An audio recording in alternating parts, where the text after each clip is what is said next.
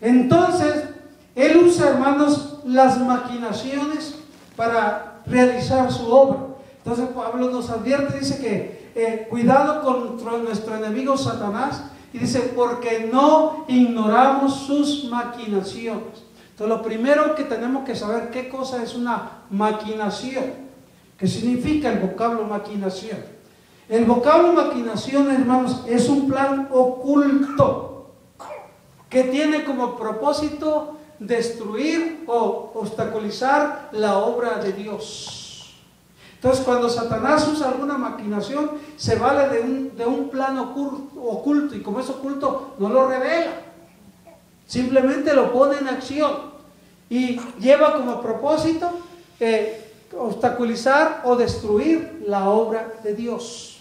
Así que, considerando el significado de la palabra maquinación, nosotros, hermanos, tenemos que darnos cuenta de lo que eso significa. Ahora bien, para poder defendernos de estos planes ocultos de Satanás, de nuestro adversario, de nuestro enemigo, tenemos que conocer quién es este enemigo. Y esto es algo que a muchos cristianos les hace falta saber. Saben que tienen un enemigo, pero una gran cantidad de cristianos ni siquiera saben cómo es este enemigo. Y si no saben cómo es, mucho menos saben cómo trabaja, cómo realiza su obra. Entonces nosotros tenemos que conocerlo, tenemos que darnos cuenta cómo él realiza su trabajo, hermanos, cómo él planea y cómo lleva a efecto su trabajo. Y con esta finalidad, precisamente, en esta tarde estoy precisamente hablándoles de las maquinaciones de Satanás. Y quiero que usted ponga mucha atención para que aprenda. Y para que una vez que usted aprenda, hermano, y se dé cuenta de cómo este enemigo realiza su trabajo, usted aprenda a defenderse de él. Usted aprenda a identificar su obra.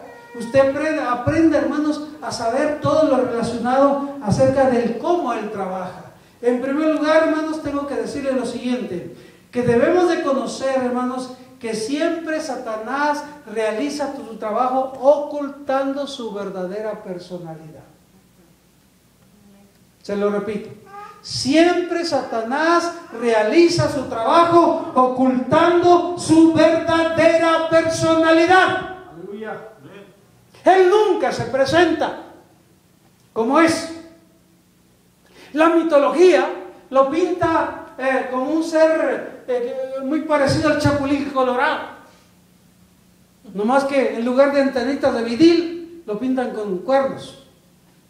Lo pintan con una cola, que la punta termina como un tenedor y que se mantiene moviéndola así. Así lo pintan. La Biblia no dice que sea así.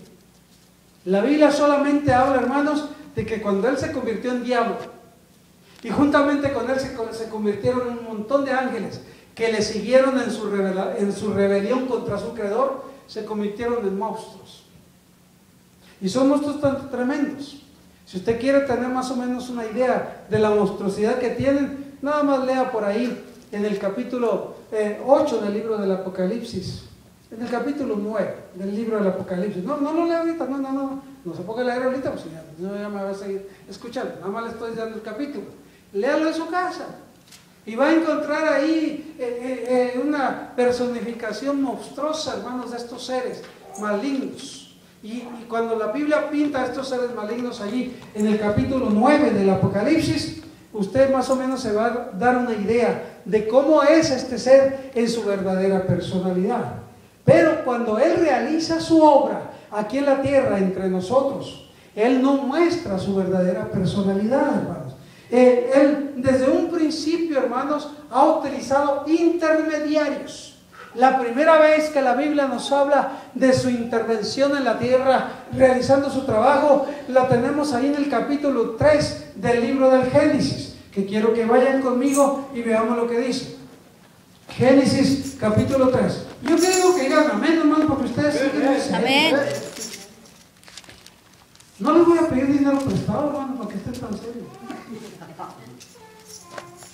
¡Gloria a Dios! Amén. Aleluya. Génesis capítulo 3. Dice, pero la serpiente era astuta, más que todos los animales del campo que Jehová Dios había hecho. la cual dijo a la mujer: ¿con que Dios os ha dicho, no comáis de todo árbol del huerto? Y la mujer respondió a la serpiente: del fruto de los árboles del huerto podemos comer, pero del fruto del árbol que está en medio del huerto, dijo Dios, no comeréis de él, ni le tocaréis, para que no muráis. Aquí tenemos a este ser, pero no lo tenemos en su verdadera personalidad.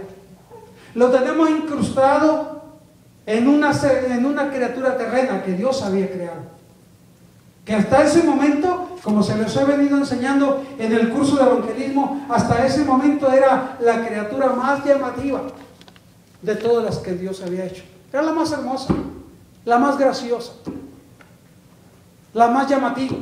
Por eso era la mascota preferida de Eva. Sí, era la mascota preferida de Eva. Adán no, Adán tenía otros gustos mucho mejores que los de Eva. Siempre los hombres tenemos mejores gustos que las mujeres. Las mujeres se enamoran de un vestido, que se lo ponen una vez y a la segunda vez ya no les gusta. Nosotros compramos un carro, por lo menos yo compro un carro y me enamoro de un carro. Me cuesta trabajo deshacerme de ello porque no lo desecho tan fácilmente. ¿Me entiendes? Entonces, siempre los hombres tenemos mejores gustos que las mujeres. Aleluya. Eva tenía como costumbre, como mascota favorita, la serpiente. Y fue justamente la mascota preferida de Eva en la que Satanás se incrusta, ocultando su verdadera personalidad. Y a través de la serpiente, él tienta a Eva y la induce a comer del fruto del árbol prohibido para hacerla pecar. Eva nunca se dio cuenta que detrás de la personalidad de la serpiente estaba otra personalidad que en ese momento estaba haciendo que la serpiente hablara. Eva sabía que la serpiente tenía gracias, que era muy llamativa, que caminaba parada porque no caminaba arrastrándose, pero lo que no había descubierto hasta ese momento, que la serpiente también tuviera la capacidad para hablar.